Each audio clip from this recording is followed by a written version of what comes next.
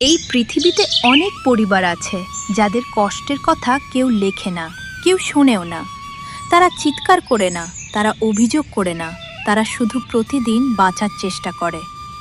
আজকের গল্প তেমনই এক পরিবারের। গরিব, নীরব আর ভেতরে ভেতরে ভাঙা। গ্রামের শেষ মাথায় একটা ছোট্ট টিনের ঘর। ছাদের ফুটো দিয়ে বৃষ্টি পড়ে, দেয়ালের ফাঁক দিয়ে ঢুকে পড়ে হাওয়া। সেই ঘরেই থাকত শম্ভু দাস, তার স্ত্রী রাধা আর দুইটা ছোট ছেলে। শম্ভু ছিল দিনমজুর, কাজ পেলে খায়, কাজ না পেলে শুধু জল খেয়ে ঘুমায়। দারিদ্র শব্দটা আসলে কি? টাকার অভাব?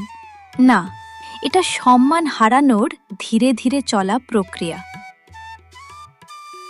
সেদিন দুপুরে ঘরে ছিল মাত্র এক থালা ভাত। রাধা ভাত গুনছিল, চাল নয়, দানা, কারণ প্রতিটিটা দানা মানে একটা নিঃশ্বাস। শম্ভু কিছু বলল না, সে জানত আজ কাজ নেই। রাধা থালাটা ছেলেদের দিকে ঠেলে দিল, নিজে খায়নি। গরিব মানুষ ক্ষুধার কথা বলে না, সে শুধু চুপ করে সহ্য করে। সেই রাতে আকাশ ছিল অস্বাভাবিক নীরব। হঠাৎ দরজায় টোকা। গ্রামের কেউ এ সময় আসে না। একজন অপরিচিত মানুষ, পরনে সাধারণ কাপড়, চোখে অদ্ভুত শান্তি। রাধা ঘরের দরজা খুলে দিল এবং একজন সাধুকে দেখতে পেল। সে বলল শুধু একটি কথা, একটু জল পাবো? রাধা জল দিল। শম্ভু দেখল লোকটা জলের দিকে তাকিয়ে মুখে অদ্ভুত হাসি। রাধা তাকে ঘরের ভেতরে এসে বসতে বলল। লোকটা ঘরে বসে রইল। ছেলেরা ঘুমিয়ে পড়েছে, আগুন নিভে গেছে। লোকটা বলল, তোমাদের কাছে কিছু নেই, তবুও দিলে কেন? শম্ভু মাথা নিচু করল। রাধা শুধু বলল, ক্ষুধা সবাই বোঝে। মানুষের আসল চরিত্র প্রকাশ পায় যখন দেওয়ার মতো কিছুই থাকে না। ভোরে ঘুম ভাঙল। লোকটা নেই, কিন্তু ঘরের কোণে একটা পুরনো থলে। ভেতরে টাকা নয়, সোনা নয়, ছিল কাজের ঠিকানা লেখা কাগজ। গ্রামের বাইরে একটা কাজ। শম্ভু গেল। সেই কাজ থেকেই তাদের জীবন বদলাতে শুরু করল। দিন বদলাল। খাবার ঠিক হলো, ছেলেরা স্কুলে গেল, ঘরটা মেরামত হলো। কিন্তু শম্ভু আর রাধা কখনো ভুলল না সেই রাতের কথা। লোকটা আর কোনোদিন ফেরেনি। রাধা শম্ভুকে বলল, সেই দিন নিশ্চয় ঈশ্বর ওই সাধু বাবাকে দেবদূত রূপে আমাদের এই ভাঙা ঘরে পাঠিয়েছিলেন, না হলে আজকে আমরা সুখের মুখ দেখতে পেতাম না। সাহায্য সবসময় টাকায় হয় না, মানবতা সবচেয়ে বড় সম্পদ। যে গরিব হলেও মানুষ থাকে, তার জীবন একদিন বদলায়। সব রহস্য অলৌকিক নয়, কিছু রহস্য মানুষের ভেতরেই থাকে।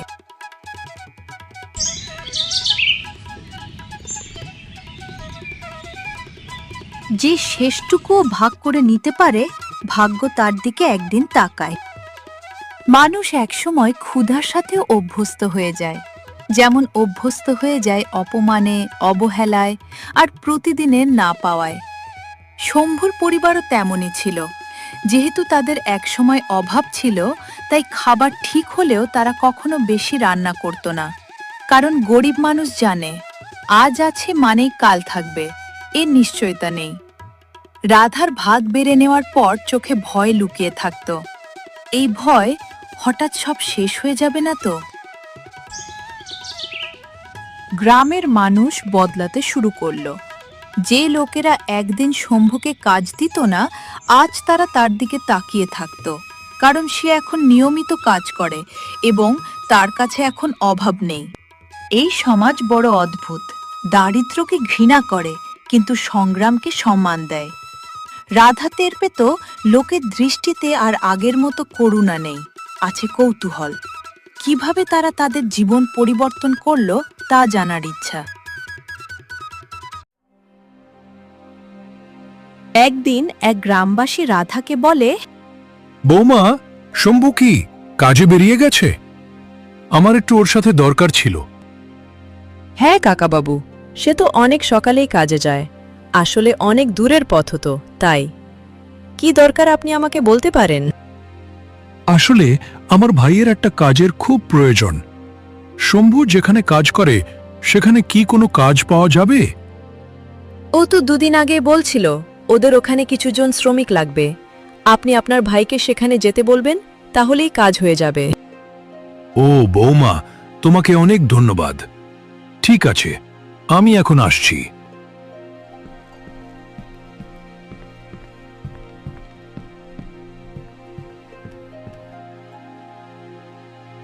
এক রাতে হঠাৎ ঝড় উঠল।